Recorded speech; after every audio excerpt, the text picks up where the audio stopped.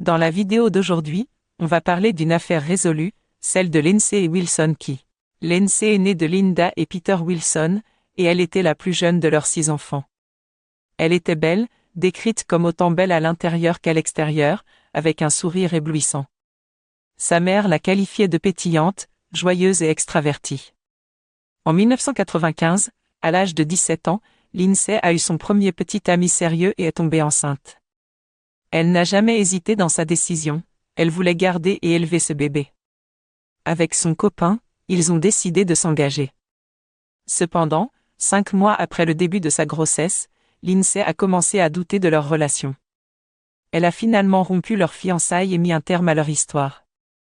Peu de temps après, elle a rencontré un homme nommé Mitchell Quay, âgé de 20 ans soit 3 ans de plus qu'elle. Leur connexion a été immédiate dès leur première rencontre. Ils étaient fous l'un de l'autre. Après leur premier rendez-vous, ils ont passé la nuit ensemble, puis toutes les nuits suivantes. Mitchell semblait complètement épris de Lindsay, tandis qu'elle avait l'impression d'avoir décroché le gros lot. Il était charmant, lui offrait régulièrement des fleurs et des cartes, et faisait tout pour prendre soin d'elle. À cette époque, Lindsay était enceinte de 5 mois, et Mitchell était déterminé à devenir son beau-père. Pour Lindsay, qui se sentait parfois seule durant sa grossesse, la présence d'un partenaire attentif prêt à l'aider à élever son enfant était des plus réconfortantes. Une semaine seulement après leur rencontre, Mitchell a demandé Lindsay en mariage, et elle a accepté. Une semaine plus tard, ils avaient déjà fixé la date de la cérémonie. Le 1er août 1995, soit 5 semaines après leur première rencontre, Lindsay et Mitchell se sont unis par les liens du mariage. C'était une histoire d'amour fulgurante, presque digne d'un conte de fées. Lors du mariage, Mitchell n'avait que très peu de proches présents. La seule personne véritablement là pour lui était son frère, Elliot. Cependant, dès la nuit de noces, une violente dispute éclata entre Lindsay et Mitchell. Le père de Lindsay, Peter, déclara plus tard que cet événement aurait pu être un signe avant-coureur de ce qui allait suivre. La famille de Lindsay, même avant cette altercation, n'avait jamais vraiment apprécié Mitchell. Bien qu'il fût toujours poli, charmant et aimable, quelque chose en lui les dérangeait, comme si un détail subtil sonnait faux.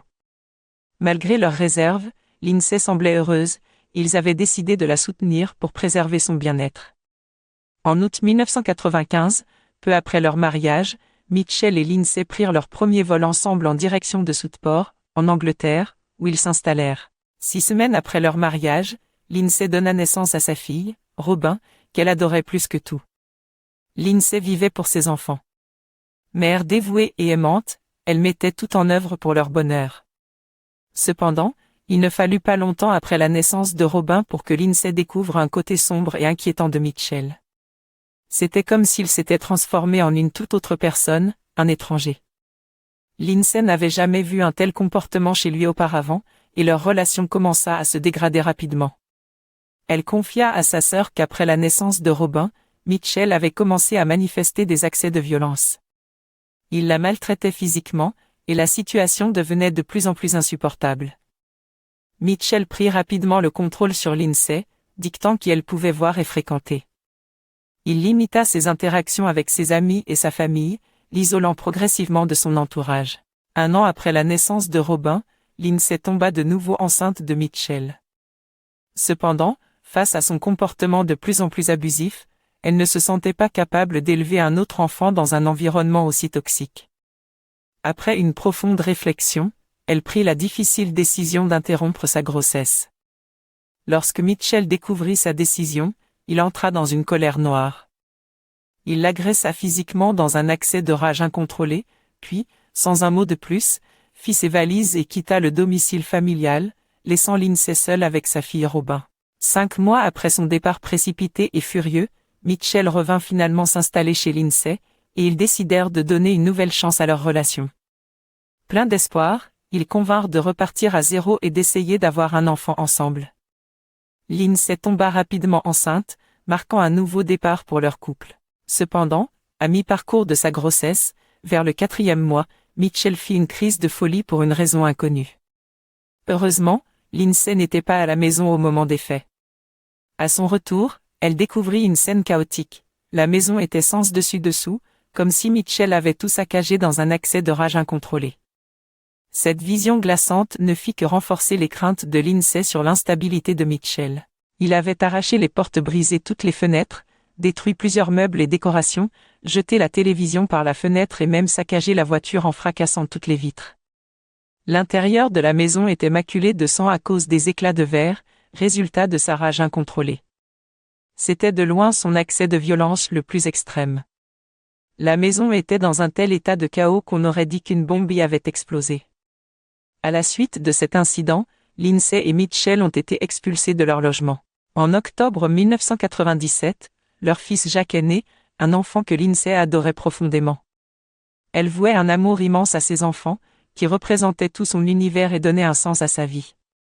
À ce moment-là, le mariage entre Mitchell et Lindsay était manifestement en train de s'effondrer, et en avril 1998, Mitchell a quitté le domicile, semblant cette fois partir définitivement. Face à cette situation, Lindsay a sollicité l'aide de Sefton Women's Aid, qui l'a accompagné pour s'installer et trouver un logement à Stanford. Mitchell n'a pas été informé de l'emplacement du nouveau logement, car Lindsay vivait dans une peur constante de cet homme. Il l'avait menacée à plusieurs reprises, allant jusqu'à proférer des menaces de mort. Terrifiée, elle portait en permanence un bouton de panique, prêt à être utilisé à tout moment. Lindsay avait également obtenu une ordonnance de protection contre lui.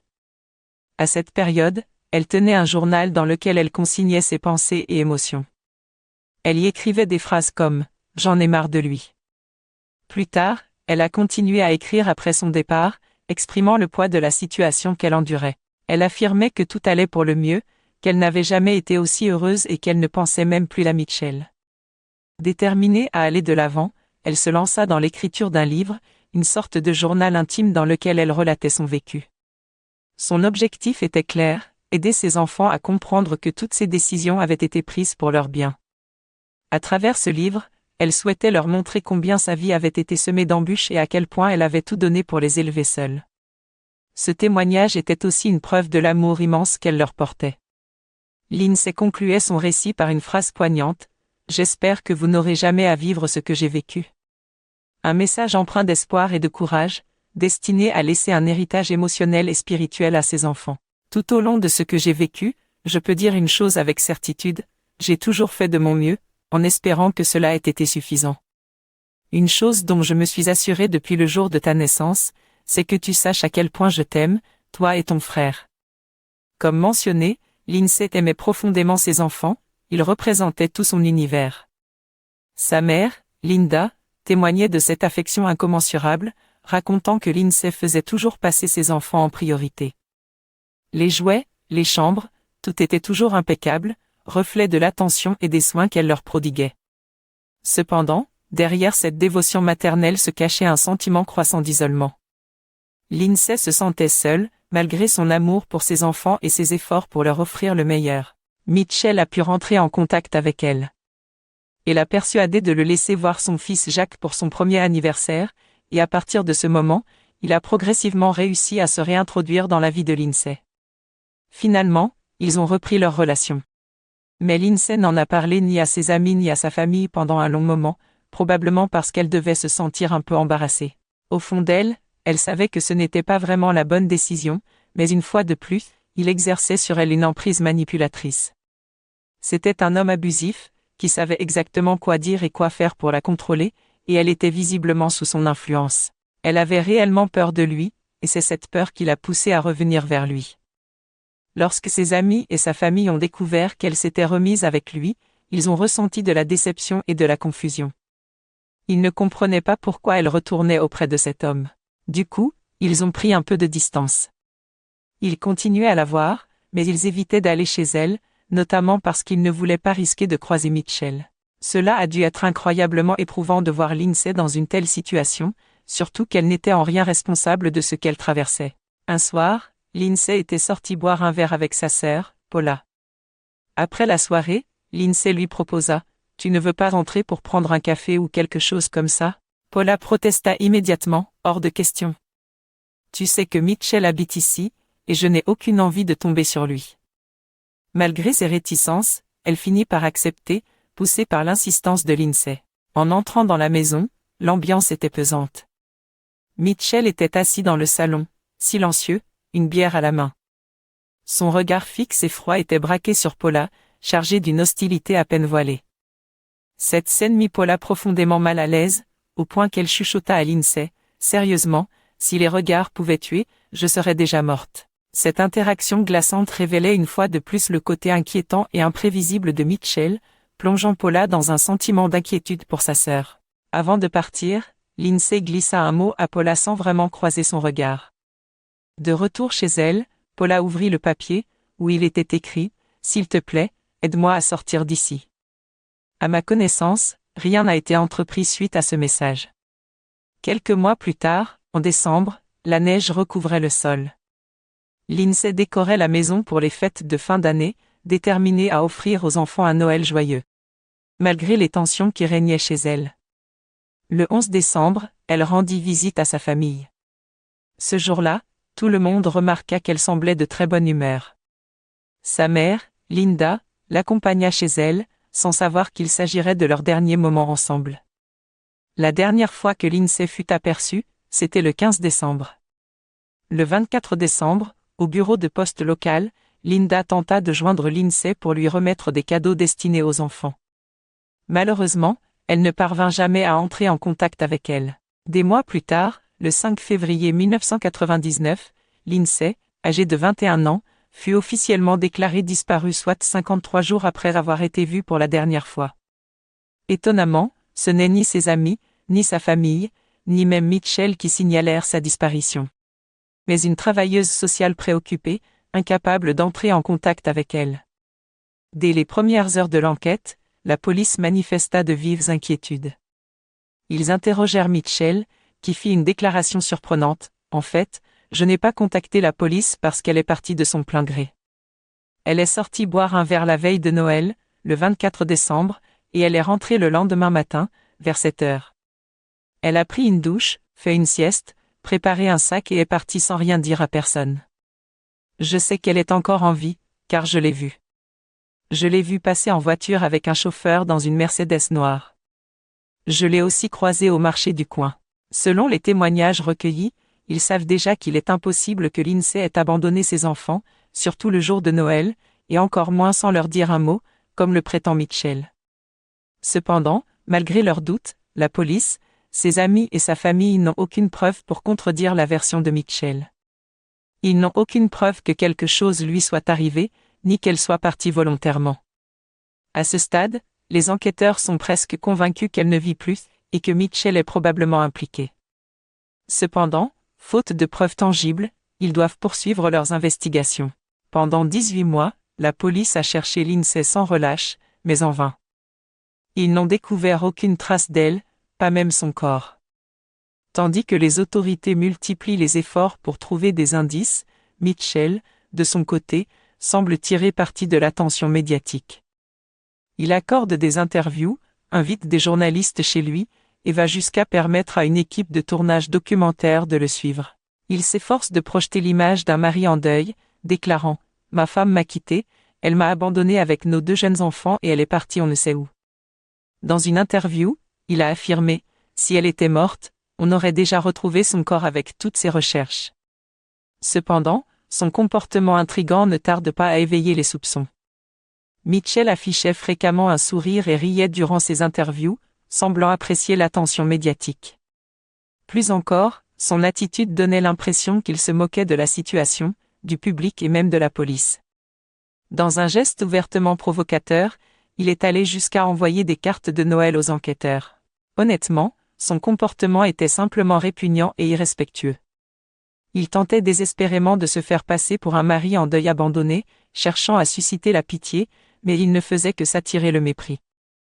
Son attitude était esséurante, un mélange de manipulation et d'absence totale de décence. Les parents de Lindsay, Linda et Peter, sont persuadés que Mitchell est le meurtrier de leur fille, et ils n'hésitent pas à le faire savoir. Peter est même allé jusqu'à coller une affiche de disparition avec la photo de Lindsay juste devant la maison de Mitchell, afin qu'il la voie chaque jour et ressente la culpabilité de ses actes. Selon eux, si une personne est coupable de quelque chose de grave et qu'elle est constamment confrontée au visage de sa victime, cela finit forcément par la hanter. Ça laisse une empreinte sur toi, affirme-t-il. Cependant, lors d'une interview, Mitchell a répondu avec une assurance désinvolte, « Un jour, tu viendras devant ma porte pour t'excuser. » Arrogant et sûr de lui, il riait et souriait comme si tout cela n'était qu'un jeu. C'est d'ailleurs cette attitude qui lui a valu le surnom de tueur souriant, car il semble se délecter de la situation et manipuler tout le monde avec son comportement. Finalement, en février 2000, la police a découvert que Mitchell avait falsifié la signature de l'INSEE sur des documents de prestations sociales. Cette découverte a conduit à son arrestation pour fraude, en plus d'accusations de suspicion d'agression et de blessures graves. Face à l'accusation de fraude, Mitchell n'a montré aucune gêne, avouant avec une arrogance presque déconcertante, « Ouais, pourquoi je ne ferais pas ça? J'ai le droit de le faire. » Mitchell, reconnu coupable de fraude, a vu les accusations de meurtre et de coups abandonnés faute de preuves. Condamné à des travaux d'intérêt général, il a fait une déclaration choquante. « Devoir faire ça et qu'elle me laisse avec les gamins. Je ne lui jetterais même pas un seau d'eau si elle brûlait. » Ce commentaire irrespectueux et méprisant, bien qu'inexact, reflétait son mépris. Il a également critiqué les médias, les accusant de lui pourrir la vie, en le décrivant comme un meurtrier. À ce stade, la police perdait espoir de découvrir ce qui était arrivé à l'INSEE ou de condamner Mitchell pour meurtre, bien qu'il soit convaincu de sa responsabilité dans sa disparition. Le 7 juin 2000, les enquêteurs ont officiellement conclu que l'INSEE avait été assassiné le 15 décembre 1998 ou peu après cette date. Avec ces conclusions, Mitchell a été ramené pour un nouvel interrogatoire. Pendant 36 heures, il a fait face à des questions intensives, mais a refusé de coopérer, répondant systématiquement par « pas de commentaires ». Mais le 8 juin 2000, il a finalement craqué et avoué avoir tué sa femme, Lindsay, âgée de 21 ans. Il a raconté qu'au matin du 16 décembre 1998, l'INSEE lui avait annoncé qu'elle avait pris rendez-vous avec un avocat pour entamer une procédure de divorce. Cette révélation l'avait plongé dans une rage incontrôlable. Alors que leurs 2 jeunes enfants se trouvaient dans la maison, il l'a étranglée pendant 20 minutes jusqu'à ce que mort s'ensuive. Par la suite, il a placé son corps dans le lit conjugal et a bloqué les espaces sous les portes avec des serviettes, dans le but d'empêcher les enfants de percevoir l'odeur de décomposition. En les conduisant, il plaisantait, souriait et riait. Il désignait le torse comme une « carcasse », un terme qui montrait à quel point il était déconnecté de son crime et totalement dénué de remords. Il ne l'a jamais appelé Lindsay mais une « carcasse ». Le lendemain, les bras de Lindsay et ses jambes ont été retrouvés dans des buissons près d'une voie de chemin de fer. Cependant, ses mains et sa tête, qui avaient été jetées à la poubelle, n'ont jamais été retrouvées. Mitchell Choi a été reconnu coupable de meurtre au premier degré et condamné à la réclusion à perpétuité. Avec un minimum de 17 ans avant d'être éligible à une libération conditionnelle. Il a été surnommé le « tueur souriant » en raison du sourire qu'il arborait tout au long de l'enquête, y compris lorsqu'il montrait aux policiers les restes de l'INSEE. Son frère Elliot a été condamné à 7 ans de prison pour son rôle dans l'élimination du corps. Malgré sa peine, l'implication d'Elliot a été minimisée par rapport à celle de Mitchell, considéré comme le principal responsable du meurtre. Le fait que Mitchell ait été reconnu coupable et incarcéré pour l'affaire de l'INSEE a apporté une forme de justice. Mais cela ne rendra jamais les choses plus faciles pour la famille de Lindsay. Son frère Peter a particulièrement mal vécu cette situation. Le père de Lindsay a expliqué que la famille avait souffert de la perte de sa fille et que, depuis, cela avait été extrêmement difficile pour tous, surtout pour Peter. Ce dernier en avait été profondément affecté, au point de ne plus vouloir voir personne et de ne plus sortir après le procès de janvier, comme il l'a confié à sa famille. Cette vie n'avait plus de sens sans sa sœur, et en 2001, à l'âge de 24 ans, il a mis fin à ses jours, n'ayant jamais réussi à surmonter le traumatisme de sa perte. Mitchell a pu demander une libération conditionnelle en 2017 et a fait 3 demandes depuis, mais chacune a été refusée. En 2017, à l'occasion, la fille de Lindsay, Robin, a publié une déclaration après que Mitchell a été refusé en libération conditionnelle pour la première fois. Elle a déclaré que cela lui offrait une plus grande sécurité en sachant qu'il ne serait pas libéré, et que c'était une petite forme de justice pour ma mère, bien que rien de ce qui se passe n'apportera jamais une véritable justice. Honnêtement, c'est une affaire tellement terrible et je ressens une immense tristesse pour sa famille. Ses amis et ses enfants, simplement en imaginant ce qu'elle a dû endurer. Il n'y a pas de mots pour exprimer cela.